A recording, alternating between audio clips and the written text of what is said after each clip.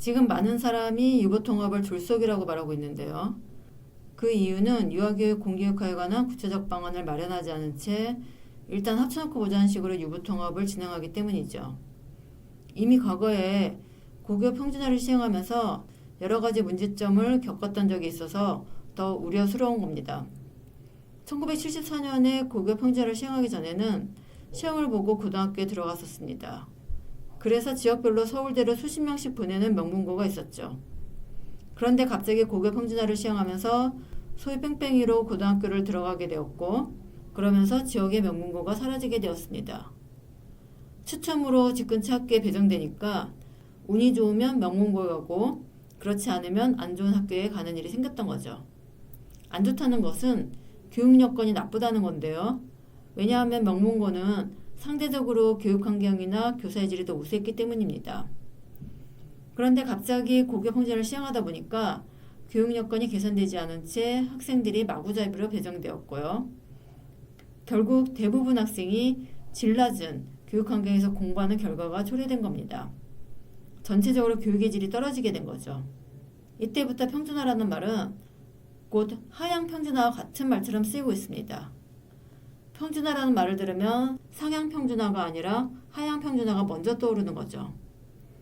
전체적으로 교육 여건을 개선한 이후에 학생들을 집 근처 학교에 배정했다면 상향 평준화가 가능했겠지만 교육 여건 개선 없이 마구잡이로 배정해서 질 낮은 교육 환경에서 공부하니까 교육의 질이 떨어지는 하향 평준화가 초래된 겁니다. 이런 뼈아픈 기억이 있는데도 지금 또다시 유보통합을 준비 없이 진행하고 있습니다.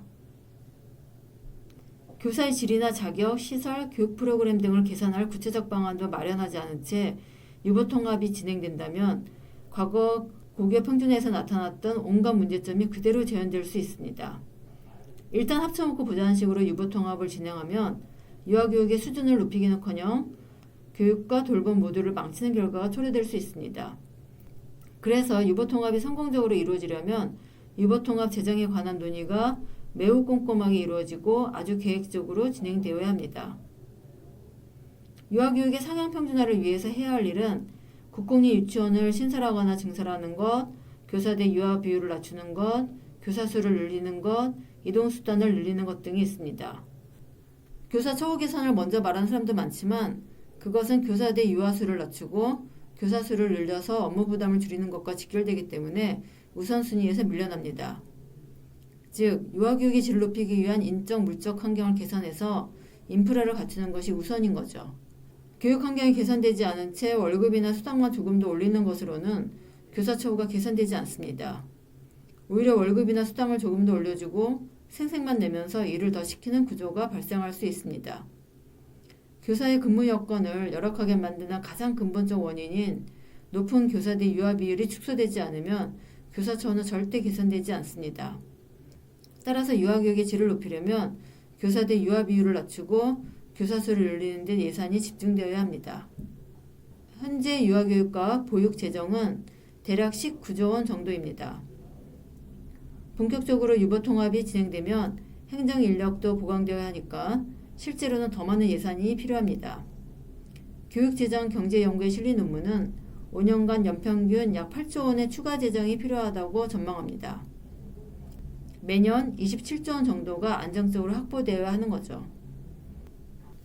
거기다가 지방자치단체의 자치사업인 특수보육시책사업비, 영희세 보육료에 대한 지방비 매칭 등의 문제도 고려해야 합니다. 특히 보육료에 대한 지자체의 대응투자와 자체사업비는 의무지출이 아니어서 안정적이지 않다는 문제점이 있습니다. 지자체 사정에 따라 자체사업이 대폭 축소되거나 대응투자를 포기할 수도 있고요. 그렇게 되면 그만큼 국가가 부담해야 하는데 이를 장담할 수 없는 거죠. 지금도 지자체 사정이 안 좋아서 어린이집 교사 월급을 못 주는 것도 있는데요. 내년에는 더 나빠질 것으로 예상하기 때문에 상상하고 싶지 않은 일이 벌어질 수 있습니다. 지자체는 교육청 예산으로 처리하기를 요구하고 교육청은 재정 문제가 완전히 해결될 때까지 지자체 예산으로 처리하기를 요구하면서 갈등이 심각해질 수 있습니다. 그래서 유보통합 재정에서 가장 중요한 것은 유아교육 재정 교부금과 같은 별도의 재원이 마련돼야 한다는 겁니다.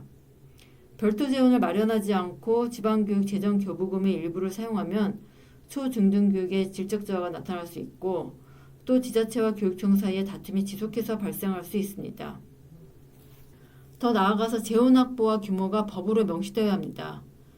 유보통합은 궁극적으로 유아교육의 공교육화를 실현하려는 것이어서 1, 2년 안에 끝나는 사업이 아니라 장기간 지속하는 사업입니다.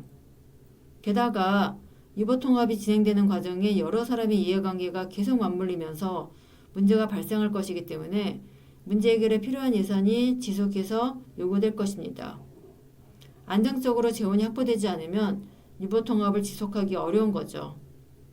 그래서 유보통합이 안정적으로 진행되어 유아교육 공교육화가 실현되려면 유아교육 재정 교부금과 같은 별도의 재원이 확보되고 재원 확보와 규모의 법제화가 필수적입니다.